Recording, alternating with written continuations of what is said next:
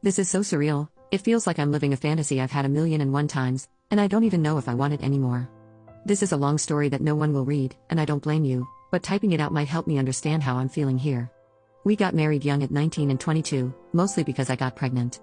I carried for 8 months, just to lose our baby in the end due to complications, but he was there for me. He cared for me, and it felt like we fell in love after we got married. Things were good, he wasn't controlling and he believed in me. He motivated me to do more and more, go to school, get a degree, become a nurse, all that.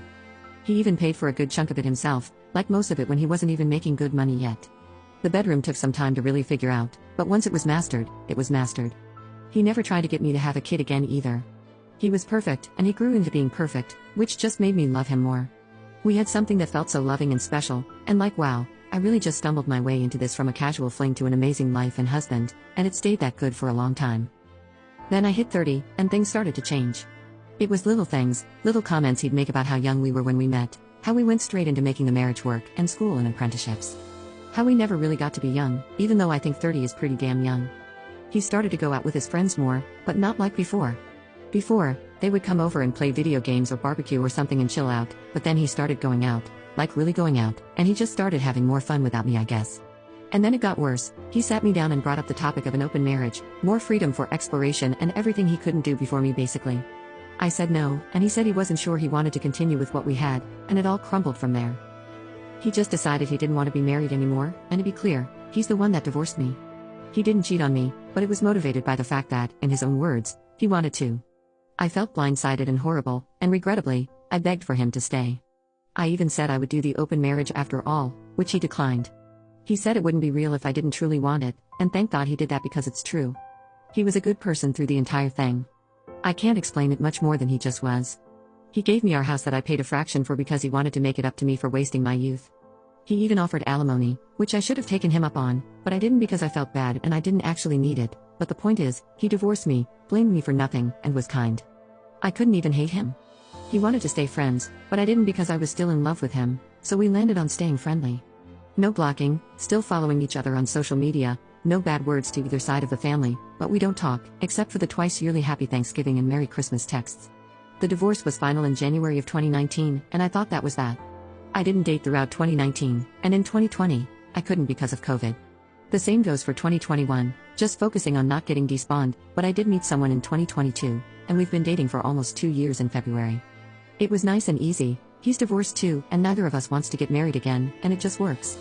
We were even talking about moving in together eventually, and then my ex calls, from his mom's phone no less. I had stayed close to her, not super close, but like a phone call twice a month and sending actual gifts for the holidays. So, I picked up with the usual, "Hi Judy, how are you?" and it was him on the other end. We hadn't talked in nearly 5 years, and then bam, there you go, my ex-husband suddenly is desperate to see me. He said that we really needed to talk and asked if he could come by.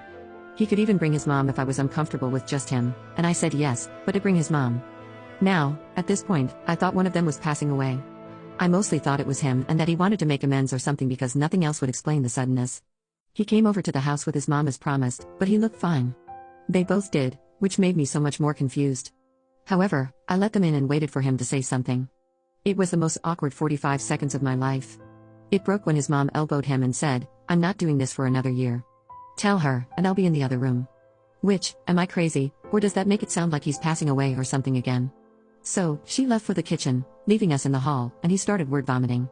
I don't know what else to call it. I'll type out what he said coherently, but I want to make it clear it did not come out this clean. Being young and dumb didn't matter when I wasn't with him. He thought he'd be happy to have full freedom to do whatever he wanted, and he was for a while.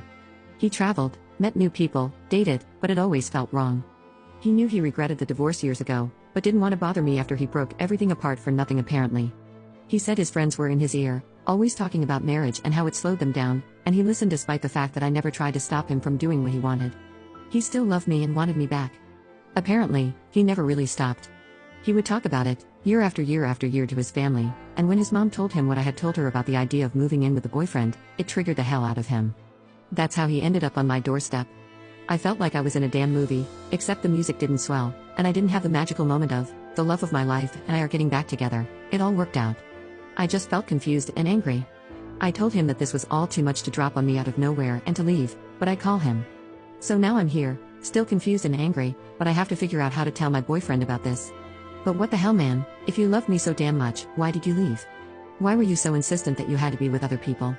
You know I'm seeing someone now, you could have tried this for the years I was single, so why now? I feel so suspicious and weird, and I don't know if I believe him, but at the same time I still have never loved someone the way I loved him. Is it that insane to think that what we had mattered to him, or is that delusional? Did he just have a midlife crisis and regrets what he did? I don't know, I just don't. Update 1. Well, the height of the dramatics is over. I think it went as well as it could have, but I told my boyfriend everything that happened. He wasn't happy, but he wasn't mad at me or anything. I think it helped that my ex's mom had been there, and we weren't just alone hanging out. We talked a lot, and no, we're not breaking up. Ultimately, I do love my boyfriend. Maybe it's not as intense as what I had with my ex-husband, but that took years to get to. It wasn't overnight either. I think it also helped that my boyfriend is divorced too, and when I asked what he would do in my shoes, he had a lot to say. We both agreed that I'm going to see and talk to the ex about it.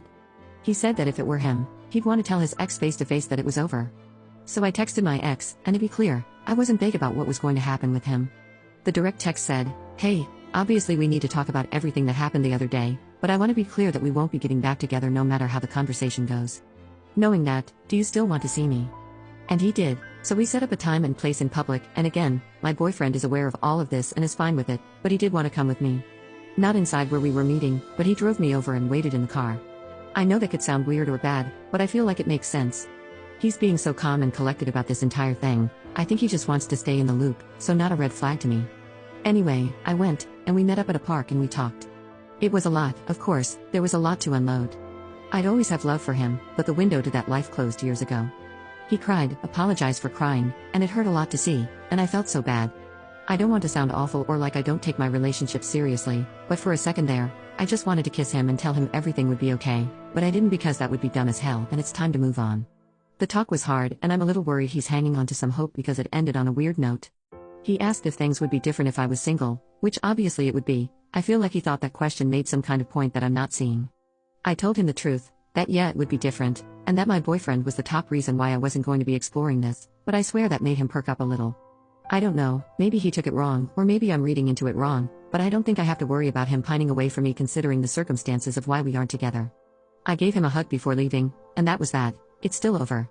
Obviously, I told my boyfriend everything, even the weirdness at the end which he didn't love, but he was fine with me keeping him unblocked, though he did say he wanted to be told if he ever reached out again. He was so mature about the entire thing, and it was really eye-opening and made me appreciate what we have that much more. He's very different from my ex. He's more reserved and quiet, but sweet, and he can still communicate. He just chooses his words and actions very carefully, and that stability is the kind of thing I need in my life right now. I'm still a little worried about my ex, though, considering everything I learned and how it ended, but I did my part. I'm not going to cut either him or his mom off yet because they really are good people. There is only so much I can write in a Reddit story, but I don't hate him for a reason, even though he emotionally messed me up. Especially his mom, she's a freaking angel.